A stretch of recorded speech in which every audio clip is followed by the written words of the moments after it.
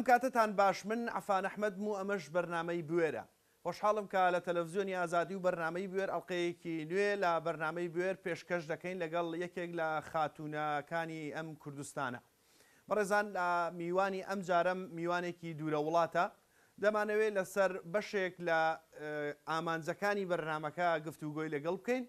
بە تایبەتی چەمکی بوێری ئەو کار و چالاکیانەی کە لە چوارچێوەی چالاکی مەدەنی، چالاکی سیاسی، چالاکی ئەدەبی، چالاکی ڕۆشنبیری ئەنجامی داوە. ئەو ئێستا لە دوورە نیشتیمانە و ڕەنگە بتوانێت بە چاوێکی باشتر و جوانتر دۆخی ئافرەتانی نیشتیمانەکەم ببینێت. گۆشە نیگایەکانی ئەو هەندێک گەنگەشە ئەەکەین دەربارەی چارەسەرکردنی پرسی مێینە لە هەرێمی کوردستاندا. بزانین ئەو لە چوارچێوەی کارەکەی خۆیدا ئەسپی خۆی لە چ دۆخێکدا تاو دەداوە. میوانی ئەم جارم کەژاڵ نووریە و خۆشحاڵم کە لە بەرنمەکەمی کەژاڵخانەم کاتت باش خۆشحاڵم کە لە بەرنمەکەم میوانیت. دەمەوێت سەرەتا بەو پرسیارە دەست پێ بکەم کە سروشتی بەرنمەکەم بەو شێوەیە. میوانەکەم دەبێت لە سەرەتادا هەندێک یادەوەری بگەڕێنمەوە بۆ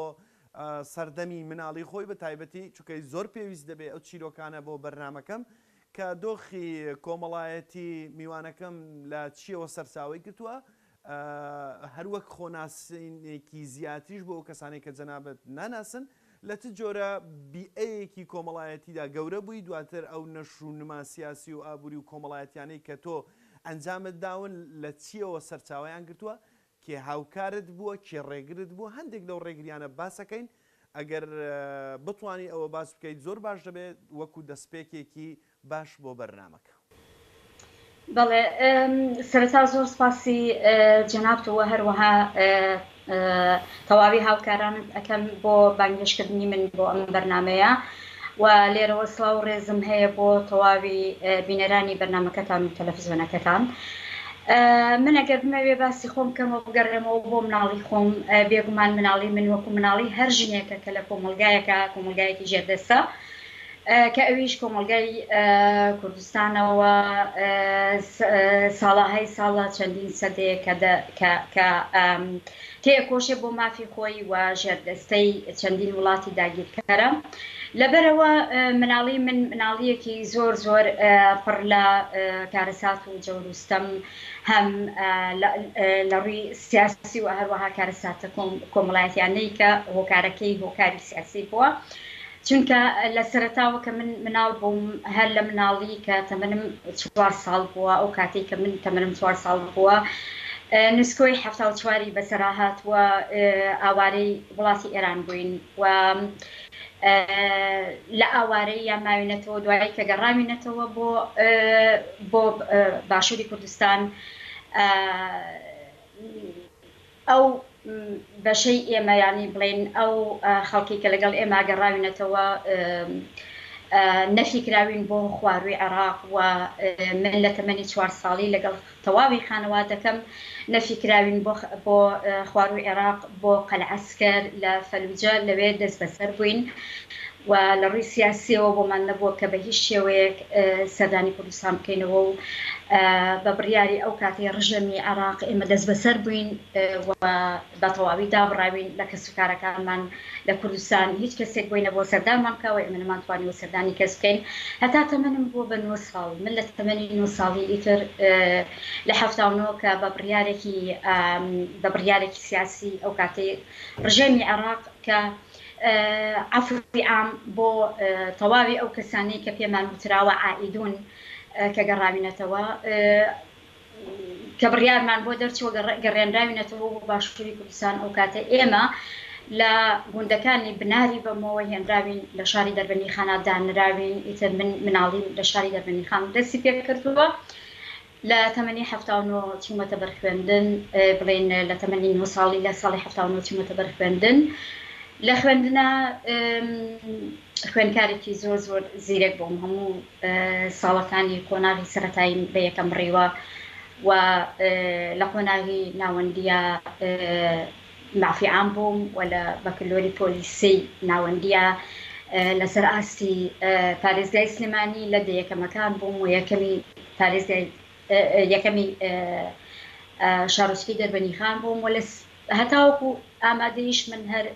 قۆناغی خوێندنم بەسەر کەوتووی بەسەر بردووە دیسانەوە کە گەشتومەتە قۆناغی شەشی ئامادەیی لە شەشی ئامادەیە دیسان ئاوارەی بەری ڕۆژهەڵاتی کوردستان بووین بەهۆی شەڕی کۆیتەوە. من جارێکی تر لە خوێندندا بڕامەتەوە و ڕاپەڕینەکەی ساڵی 91 بەسەرداهات و کاتێک کە گەڕامەوە بەهۆی ئەوەی کە من لە تاقیکردنەوەی سەری ساڵی پۆلی شەشی ئامادەیی دابڕام فەسڵ کرام لە خوێندن. دوای ئەوە لە 94 گەڕامەوە ئیمتیحانی بە تاقیکردنەوەی خارجی دەرەکی توانیم قۆناغی شەڕ بڕۆمەوە. لە دوای ئەوەی تر دەستم کرد بە کارکردن لە 91 من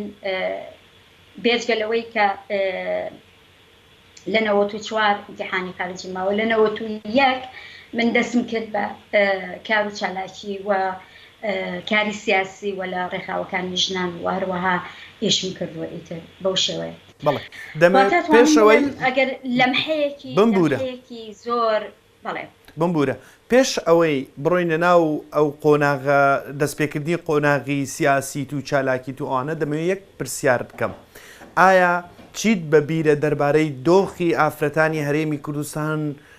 لەو دۆخە کۆمەڵایەتی کە تۆ ئێستا هەندێکیت باس کرد کە پێک هاتبوو لە کۆچکردن بڕیاری سیاسی لەلایەن ڕژێمی بەعز ئاوارەبوون فلان ئەکیت هەموو ئەم دۆخەی کە هەیە بۆ کۆمەلگا و بۆ هەموو مرۆڤەکان دۆخێکی ناخۆش و نەخوازراوە ئێستا باسکردنی ئینسان ئازارەدات، بەڵام ئایا بۆ ئافرەتان بە تایبەتی چ دۆخێک بوو؟ ئەگەر بێت و باسی ئەو دۆخکارە ساتانە بکەین کە بەسەر ئافرەتاندا دێت لە نێو کۆمەڵگەیەکی ژێردەستە هەر خۆی بۆ خۆی پیاو لە نێو کۆمەلگادا ئازاد نییە. باشە لە کاتێکا کە نەتەوەیەکی ژێردەست بێ هەر خۆی پیاو ئازاد نییە. جا لە نێو ئەم حەڵەقە لاوازەی چینی کۆمەڵایەتی ئێمە وەکو چینێکی ژێردەست وەکو گروپێکی ئیتنی ژێردەستە وەکو نەتەوەیەکی ژێردەستە ئەو کاتە بازنەی ئازادیەکان کاتێک کە پیاو خۆی ژێردەست ئەبێت کاتێککە وەکو نەتەوە ژێردەست ئەبێت کاتێک وەکو گروپێکی ئیتنی چەساوە ئەبێت وڵاتی نابێت و لەسەر خاکی خۆی بە دوای شوناسە ئەگەڕێت بە دوای شوناسی نەتەوەیە ئەگەڕێت تووشی ئاوارەبوون و تووشی لێدان و تووشی چەسانەوە و تووشی جینۆسایت و تووشی جۆرەها کارەساتی نەتەوەیی ئەبێتەوە. ئەو کاتە ئافرەتیایدا بازنەی ئازادیەکانی بازنەی ژیانی زیاتر بەرتەسکتر و زیاتر ئەچەوسێتەوە. واتە بچووکترین ئەبێ بە بچووکترین حەلقەی کۆمەڵایەتی هەم لە ناو خێزانە هەم لە ناو کۆمەلگادا هەم لە ڕووی سیاسیەوە چونکە تەواوی کارەساتە سیاسیەکان کە بەسەر نەتەوەیەکدا دێت کار دەکاتە سەر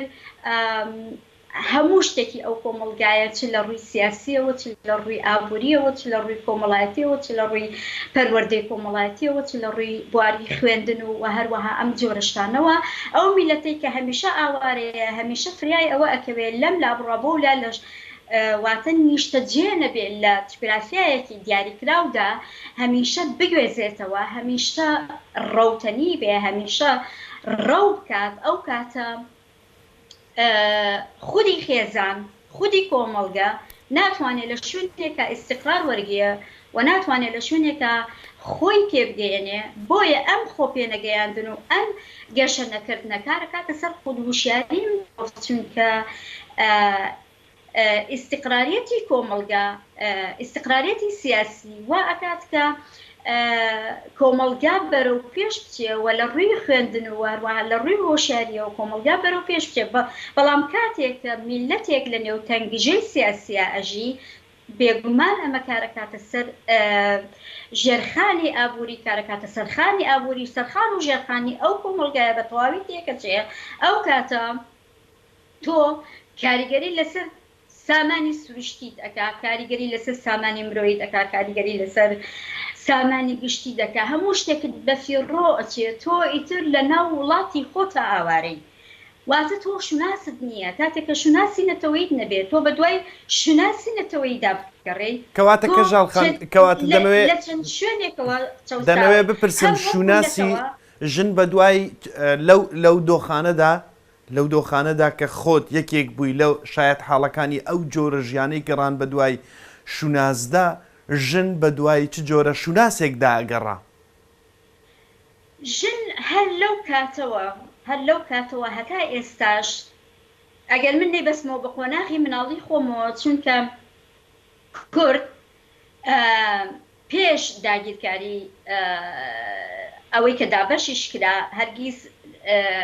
وڵاتێکی یەکگرتووی چوار پارچە نەبووە لێرە و لەوێ کۆمەڵێ مێننشینی نایەکگرتوو کە هەمیشە شەڕی کردووە کورد هەمیشە ئاوارە و پەرتەوازە بووە یعنی لە دوای دەوڵەتی میدەوە ئەگەر بگەڕێتەوە بۆ مێژوو بە تەواوی مێننشینەکانی هەر لە مێننشینی هەزبانی و عیشایی و تەواوی ئەو مێننشینانەی کەوا نەتەوەی کورد بە درێژایی 5,000 ساڵ بەسەریدا تێپەڕیوە و ئەو هەموو جینۆسایدانەوە هەم لە ڕووی ئاینەوە هەم لە ڕووی نەتەوەیەوە و هەموو ئەو داگیرکاریانەی کە بەسەر میلەتی کووردا هاتووە لە ناو جغرافیای ڕۆژهەڵاتی ناویندا بە تەواوی گۆڕانکاری سیاسی و داگیرکاری و هەموو ئەو شەڕ و شۆڕانی کەوا لەو ناوچەیی ڕۆژهەڵاتی ناوەڕاست کە ناو میراوە کەوانەی قەیران ئەتڵەس کریسس بە ئینگلیزیەکەی هەتا ئەم دەقیقەیەوە هەتا ئێستا و هەتا ڕۆژگاری ئەمڕۆ ژن پێویستە بە دوای کۆمەڵێ شونازدا بگەڕێ یەکەم شوناسی ژن بوون وەکو ژن دووهەم شوناسی مرۆیی بوونی خۆی لە نێو کۆمەڵگایەکە کە بە تەواوی ئەم کۆمەڵگایە لە ژێر جینۆسایددایە وەکو مرۆڤ لە ناو ئەچێ و بە دوای شوناسی نەتەوەی خۆیدا بگەڕێت وەکو نەتەوەیەکی ژێردەست و بتوانێت خۆی بدۆزێتەوە و بەشداری ژیانی سیاسی بکە بەشداری ژیانی کۆمەڵایەتی بکە و تەواوی ئەو داگیرکاریانی کە هەندێک لە جەنگەکان ئاینی بوون هەندێک لە جەنگەکان داگیرکاری سیاسی بوون هەندێک لە جەنگەکان تەنانەت ناوخۆیی بوون یعنی کورد نەکرد ئەوەی کەوا لە ڕووی ئیقلیمیەوە ڕوبەڕووی داگیرکاری بووەتەوە لە ڕووی مێژوویەوە بە دەیان جەنگا تێپەڕیوە لە ناو خۆشیدا کۆمەڵی مێننشین و هەتا ئێستا لە ئێستاشدا کە کۆمەڵی ئەحزابی سیاسیە بە بەردەوامی گرژی و بەیەکداچوون و توندوتیژی جەنگ و کارەسات و شەڕی ناوخۆ و تەواوی ئەو شەڕانەی کەوا دروست بووە لە نێو هەموو ئەم تەنگژە و چەڵەمە کۆمەڵایەتی و سیاسیانەدا ئەرکی ژن زۆر قورستر بووە لە ئەرکی پیا و بەرامبەر بەوەی کە لە نێو خێزاندا هەر کاریگەریە کە ڕوبەڕووی کۆمەلگا بوو بێتەوە بەهۆی جنگەکانەوە ڕوبەڕووی خێزان بوو بێتەوە ڕوبەڕووی کۆمەلگا بوو بێتەوە بە پلەی یەخەی ژنی گرتووە چونکە ژن وەکو دایک وەکو ژن وەکو خوشک وەکو کێچ وەکو ژنی ناو کۆمەلگا وەکو ڕەگەزێک هەم چەساوەتەوە ژن کە مێردەکەی شەهید ئەبێ کە باوکی تیرۆرەکرێ کە براکەی تیرۆرەکرێ بەری ئەکەوێ ئەنی ئەو ژنەی یا خۆی کوژراوە خۆی تیرۆر کراوە ئایا بەر جینۆساید کەوتە بێ وەکو ئەو کارەساتانەی کە وەکو هەڵەبجە و جینۆسایدی ئەنفال و خۆی بەجەستەیی لە ڕووی فیزیکیەوە تیرۆر کرابێ یاخود لە ڕووە کۆمەڵایەتیەکەوە چونکە تەواوی جەنگەکان کاریگەری لەسەر پەروەردەی کۆمەڵایەتی ئێمە هەبووە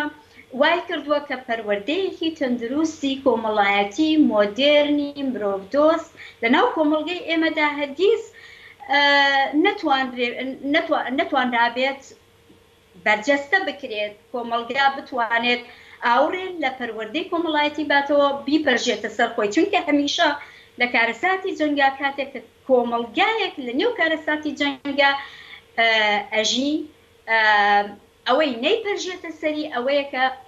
بیرێک لە ڕەفاهێت بیرێک لە خۆشگوزەرانی کە بەشێک گەڕانی ژن بە دوای شناسی خۆیان بریتە لە گەڕان بە دوای خۆشگوزەرانیە بە دوای ئەوەی کە تۆ ژیانێکی شایستەت هەبێ لە ڕووی مادیەوە لە ڕووی دەخلی تاکەوە لە ڕووی دەخلی کۆمەڵایەتیەوە لە ڕووی دەخلی خێزانیەوە ئیتر ئایا ئەم ژیانە شایستەیە خزمەت گوزاری گشتی بێ یاخود دەستکەوتی خودی بێ چونکە تۆ ئەگەر کۆمەڵگاکەت هەم دەستکەوتی سیاسی نەبێ هەم دەستکەوتی نەتەوەیی نەبێ هەم لە ڕووی پەروەردەییەوە دەستکەوتی نەبێ چونکە پەروەردەیەکی باش پەروەردەیەکی تەندروستە نێو کۆمەڵگادا ئەوەش دیسانەوە دەستکەوتێکە ژن پێویستە بە دوای هەموو ئەم کەم و کورتیانەدا بگەڕێ ئەمانە هەموو شلاسن. بەڵێ کەژاڵ خان بۆچی بمبورە بۆچی ئازاد نەبوونی مرۆڤەکان یا هەموو ئەو کێشە و گرفتانەی کە ئینسان هەیەی بە بەردەوامی ئەو کەسانەی کە پەپلیک فیگەرن یا ئەوانەی ئەکتیڤن چالاکوانن نووسرن سیاسین دەیبەستنەوە بە نەبوونی قوارەیەکی سیاسی پێم وابوو لە قسەکانی جەنابیشتا کە نەبوونی قوارەیەکی سیاسی وەکو دەوڵەت بۆ ئێمە بارگرانیەکەی زۆرتر قورس کردوێتەوە لە ناویشتا ژن زیاتر چەوسێنراوەتەوە و زیاتر گرفتەکەی بۆ قوڵ بووتەوە. تۆش هەر لەسەر هەمان بۆچوونی ئایا هەتا دەوڵەتە کوردیەکە دەوڵەتە کوردستانیەکەمان بۆ بەدەستنێت ئێمە ناتوانین سەروەر و ئازاد و سربەخۆتر بین و ژنیش لە ناویدا سربەخۆتر بێ ئەگەر وابێت دەیخۆ هەزاران دەوڵەتی دیکە هەن قواری سیاسی و بەهێزیان هەیە و هەتا لە ڕووی نێودەوڵەتیشەوە کاریگەری زۆر گەورەشیان هەیە بەڵام دۆخی ژن دۆخی ئینسان دۆخی دیموکراسی دۆخی فلان فلان هەموو ئەوانەی کە مرۆڤە ئازادەکان لە پێناویدا تێدەکۆشن لە چاو تموحدا نییە. تۆ چیڵێ بۆ ئەمە؟ بڵێ بێگومان تۆ شتێکی زۆر گرنگ دووروژاند ئەمەی تەواوی ئەوەی کە تۆ باست کرد من ئەتوانم کورتی کەمەوە لە نێو چوارچێوەی جوگرافیای ئیتنی باشە لە نێو جوگرافیای سیاسیدا کاتێک کە مرۆڤ بە دوای شوناسی خۆیدا دەگەڕێ ئەبێ ئێمە شتێکمان لەبیر نەچێت کە پێی ئەوترێ کاریگەریەکانی جوگرافیای ئیتنی لەوانەیە تۆ لێم بپرسی یاخود بینەرانی بەرنامەکە پرسیاری ئەویان لا دروست بێ جوگرافیای ئیتنی چیەوە کاریگەریەکانی جوگرافیای ئیتنی لەسەر ئازادیەکانی ژن ئەبێتی بێت. جوگرافیای ئیتنی ئەوەیە تۆ لە ناو چی گروپێکی کۆمەڵایەتیدا دەژی و ئەو گروپە کۆمەڵایەتی تۆ لەگەڵ چی گروپێکی کۆمەڵایەتی و نەتەوەیی تری دەرەوەی گروپەکەی تۆ ئەژی. بۆ نمونە تۆ کوردی چواردەورەکەت فارسە عەرەبە تورکە لە نێو تەواوی کڵتور و ئاداب و نۆرمە باوەکانی کۆمەڵگەی تۆدا کۆمەڵگایەک بە تەنیشتی تۆ دەژی کۆمەڵگایەکی مسلمانە کە عەرەبی مسلمان و تورکی مسلمان و فارسی مسلمانە بە هەموو باڵەکانی و تونڕەوی و میانڕەوی و بە تەواوی فەلسەفە و فکر و ئایدۆلۆژیە سیاسیەکانی ئەو ناوچەیەوە و بە تەواوی فقه و شەریعە و ئەحکامە ئاینیەکانیەوە دیسانەوە. تۆ ئەگەر ژنێک بی لە نێو کوردستانە بژی جۆری کێشەکانت جیاوازە ئەگەر ژنێک بی لە بۆ نمونە لە مەکسیک بژی بۆ نمونە لە ڤێتنام بژی بۆ نمونە لە ئەمریکای جنوبی بژی بۆیە جوگرافیای ئیتنی واتە ئەو ئیتنیکەی تۆ کە لە نێو کۆمەڵێ ئیتنیکی ترا لە نێو مەرج نییە تۆ تەنیا دەوڵەت هین بێت دەوڵەتی نەتەوەیی بکەیت بە پێوەر بۆ جوگرافیای ئیتنی بۆ نمونە تۆ کوردی لە پاڵ تۆیە تورکمان ئەژی لە پاڵ تۆیە عەرەب ئەژی جوگرافیای ئیتنی تۆ بریتیە لە تێکەڵبوونی کڵتوری تۆ بە کڵتوری عەرەب یعنی کڵتوری هاوردە ئەو کڵتوری تۆ ئێنێریتە دەرەوە ئەوەی یەتە ژوورەوە بۆ تۆ چی لە عەرەب فێرەبی عەرەب چی کاریگەریەکی بۆ سەر تۆ هەیە. بەڵام ئەگەر کوردستان بۆ نمونە کوردستان لە ئێرلەندای باکوور بواە کوردستان بۆ نمونە لە بەتەنیشت ئەرجەنتینەوە بواە ئەو کاتە بەشێک لە کڵتوری ئەو نەتەوانە ئاهاتە ناو کۆمەڵگاکەی تۆوە و ئەو کاتە تەواوی کێشەکانی تۆ جیاوازتر ئەبوو لەوەی کە ئێستا هەیە. واتە هەر کەڵتورێک و هەر نەتەوەیەک بە پێی جوگرافیای ئیتنی خۆی کێشەکانی قوڵ ئەبێتەوە و چ جۆرە. ئێستا بۆ نمونە کێشەی من وەکو ژنێک لە نێو کەوانی قیانە لە نێوە کلەستری سیسا کە لە ئەفغانستانەوە درێژ ئەبێتەوە تاوەکو مەغریبی عەرەبی ئەم مەنتیقەیە ناوچەی شەڕ و شۆڕە ناوچەی نەئارامیە و ئەو نەئارامی و شەڕ و شۆڕانە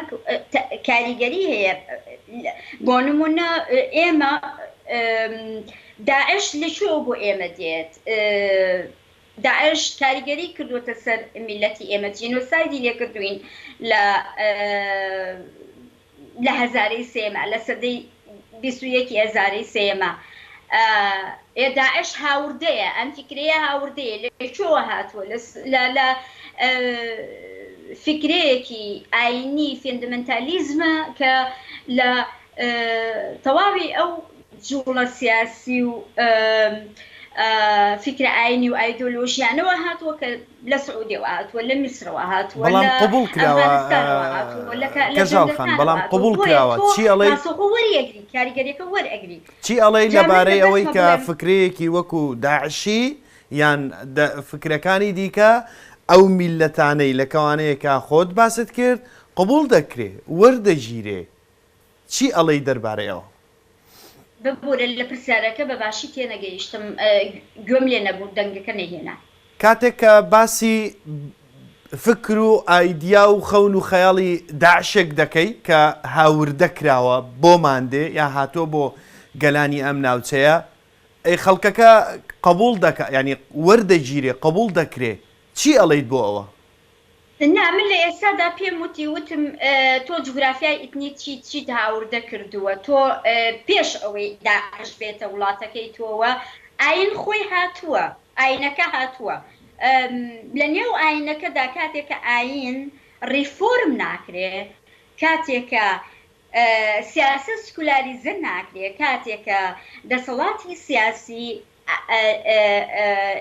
تەشریع کاتێککە ئاین ئەبێ بە یەکێ لە بنەماکانی تەشریع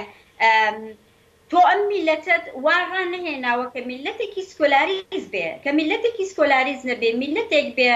کە ڕواڵەتی کۆمەلگای تۆ ڕواڵەتێکی ئیسلامی سیاسی بێ بۆ نمونە کە ئێستا ئیسلامی سیاسی یەک مەوجەی زۆر خەتەری بەسەر ئەو ناوچەیەدا مەوجەیەکی سیاسی دروست بۆ کە خەتەرەکە هەموو فکرێکی وەکو داعش ئەتوانێت لەو ناوچەیەدا زۆر بە ئاسانی جێگەی خۆی بکاتەوە یەکێک لە هۆکارە بنەڕەتەکانی کە داعش ئەتوانێت لەو ناوچەیەدا خۆی بکاتەوە ئەوەیە کە کۆمەلگایەوە کۆمەلگایەکی موسڵمانە و ئەم کۆمەلگا موسڵمانە پڕکراوە لە پارتی سیاسی لەم پەڕی فێندەمەنتالیزمەوە هەتا ئەو پەڕیمیان ڕۆ تەنانەت لە لای من وەکو خۆم باڵمیان ڕۆکەی ئیسلامی سیاسیش دیسانەوە ڕێخستنێکە کۆمەلگا ئامادە ئەتا بۆ ئەوەی ببێ بە کۆمەلگایەکی ئاینی و ئەم کۆمەلگایە ئاینیە لە نێو ئەم کۆمەلگایە ئاینیە کاتێک کە ئاین بە پێی تێپەڕبوونی کات و بە پێی تێپەڕبوونی سەردەکان و بە پێی وەڵامدانەوەی مۆدێرن وەڵامدانەوەی پرسیارە نوێیەکانی نەوە لە دوایینەوە ئاین ریفۆرم ناکرێتەوە نوێگەری لە ئایندا ناکرێت ئەو ئاەتانە و ئەو ئەحکامە فقهی و شەرعیانەی کە 1400 ساڵ پێش ئێستا بۆ من دانراوە من لە ساڵی 2019 دیسانەوە هەرەمان ئەحکامم هەیە و ریفۆرم ناکرێتەوە دەستکاری ناکرێەوە بە پێشکەوتنەکانی ئەم سەدەیە چی وەک وەڵامێکی بێ بۆ داواکاری خودیەکان بۆ تەواوی ئەو پێشکەوتنانەی کە هەم لە ڕووی کۆمەڵایەتی و هەم لە ڕووی گەشە سەردنی فیکری و ئایدۆلۆژیەوە کە ڕوو ئەدات کە ریفۆرم ناکرێ ئامادە ناکرێت بۆ نوێگەری ئەم کۆمەلگایە ئامادەیە بۆ ئەوەی هەموو کاتێک هەر ئەحزابێکی توندوتیش بتوانێت جێی خۆی تیا بکاتەوە. بەڵێ کەژاڵخان لە باسکردنمان لە باسی ئیسلامەوە هێدی هەوڵەدەین ئەوەی کە ماوە لە بەرنامەکە چڕ بکەینەوە لەسەر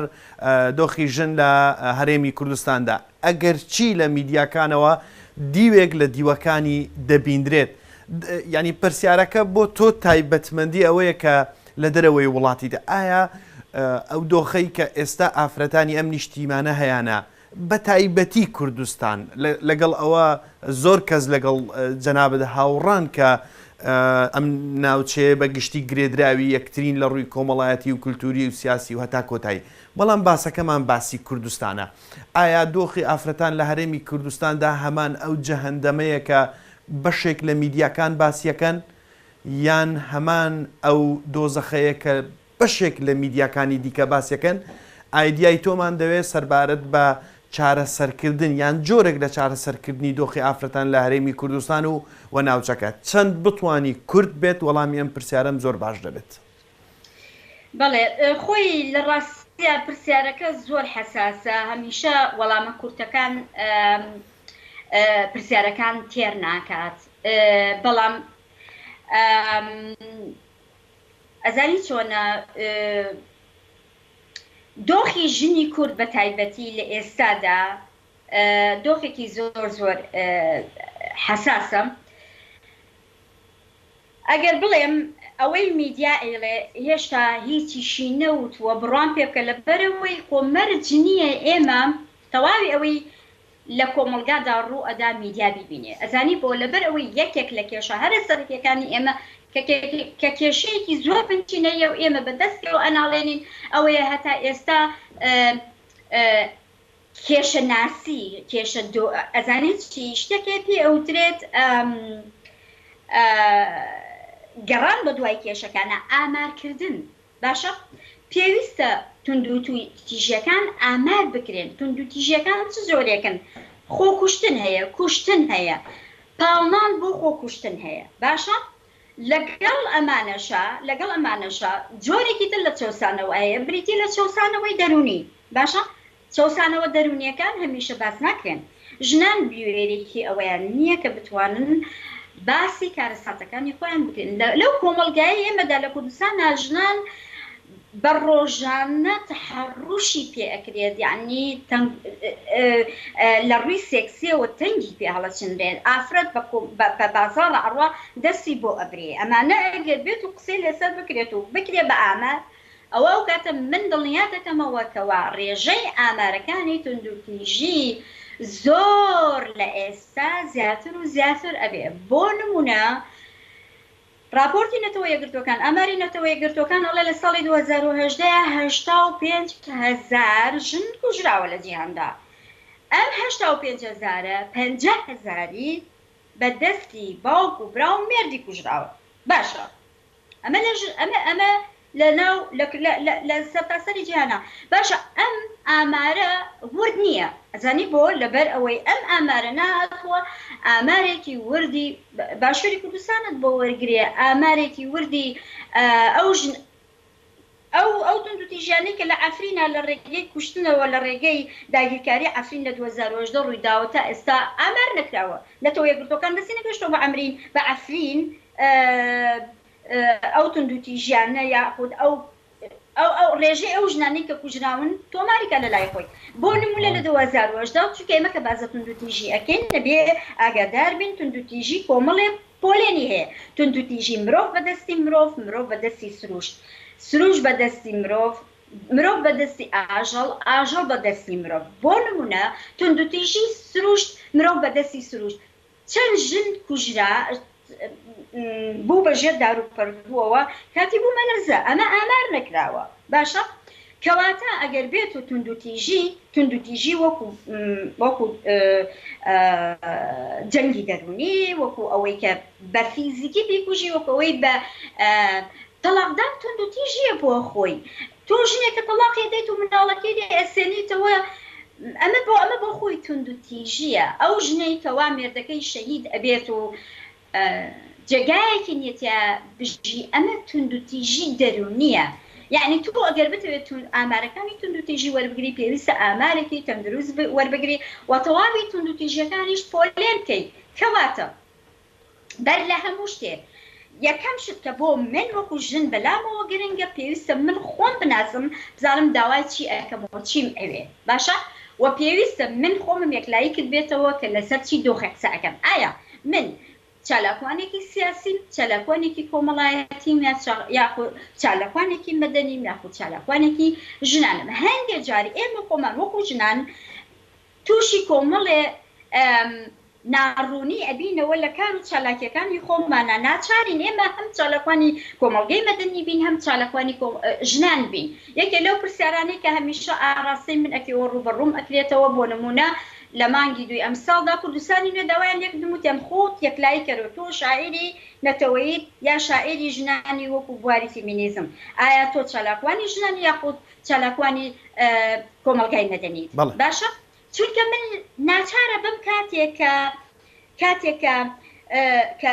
موچەی فەرمانبەران نادرێت ناچارە بم دەنگ بەرزکەمەوە و ببم بە یەکێک لە خۆ پیشاندەران ئەمە ڕاستەوخۆ ئەمکا بە چالاکوانێکی مەدەنی کە ژن ئەکوژرێ ناچارم دیفاعی دەکەم ئەمکا بە ئەزانی چۆنە ئێمە ئەبێت کێشەکانمان بناسین و لەگەڵ ناسینەکەیە ئامار بکرێ و لەگەڵ ئامارەکەدا پێویستە